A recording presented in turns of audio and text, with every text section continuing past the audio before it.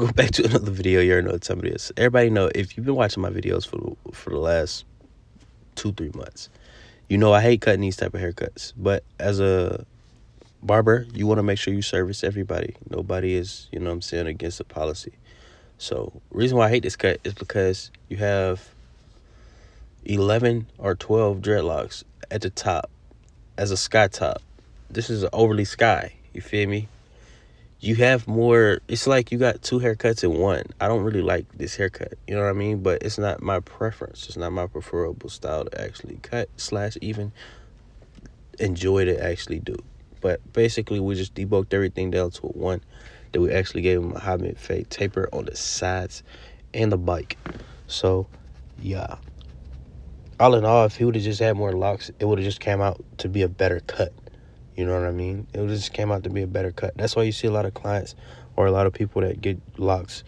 If they have a high top, sky top, whatever the case, they end up getting more locks or wanting more locks because it looks better, more full. Let's do it. Make sure you like the video.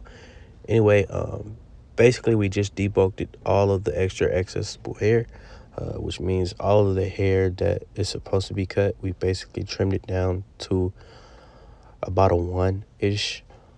Sometimes I like the free debulk, which means like basically just trim down all evenly, no matter what. Just continuously to debulk everything. Brady wanted to keep the C cups, so he kept the C cups. We also faded it into the sideburns, as you see there.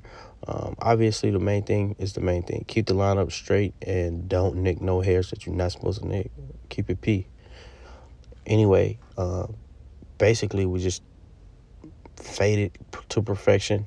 Low fade in the back, low fade to a C cup to blend into the sideburns on the sides, and then line up in the front is to perfection. Yeah, 250 on the cut. Where the videos are being posted pretty much daily. Yeah. Anyway, recurring client came in the shop and obviously got serviced. He paid $250 for this haircut. So now, look, most of this hairstyle and haircut is obviously me cutting on straight hair client. So straight hair client came in, and this obviously texture is more of a straighter pattern. That's why I call it straight hair. Just basically a looser curl, which is pretty much harder to cut because you use different things like a comb and cutover methods, and you use different textures to actually make the cut stand out. Meaning like you had to go from wet to actually blow drying and actually using techniques to actually apply a textured look for the end result like this. Rate the cut will be based off of this cut, obviously, or this method of a style on this client. Now, this client is not necessarily the best for me to do this demonstration on due to the fact of a few factors. But obviously, you see he have a mixture between coarse hair and also straight hair. It's like that fine mixture. So yeah, but anyway, basically we are going to wait before the re-loop happens. I don't want to kind of break the middle part all down first or whatever. So this is pretty much almost the end where you just flicking out.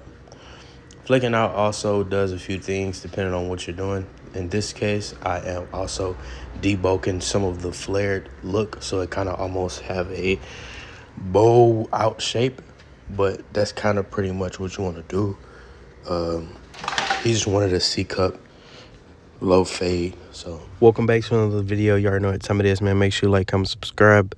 And if you're watching this on TikTok, be sure to like the video and be sure to subscribe to the YouTube channel, man. It's early. Anyway, how to effectively cut colored hair.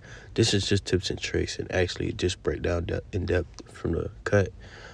Basically, you want to make sure all of the separation from skin tone to coloration is obviously popped out. So that's obviously lineups. You want to make sure all of those are bold lining, and actually detailed work as detailed as possible. Fades actually could be superly overly difficult due to the fact of, in this case, the color of choice here kind of blends in with the client's noggin. So you gotta actually honestly understand and visually basically take your time and actually go especially detailed with this particular cut. So I started off with the fade on the sides, slight but light, and then we actually went in and actually lined everything up.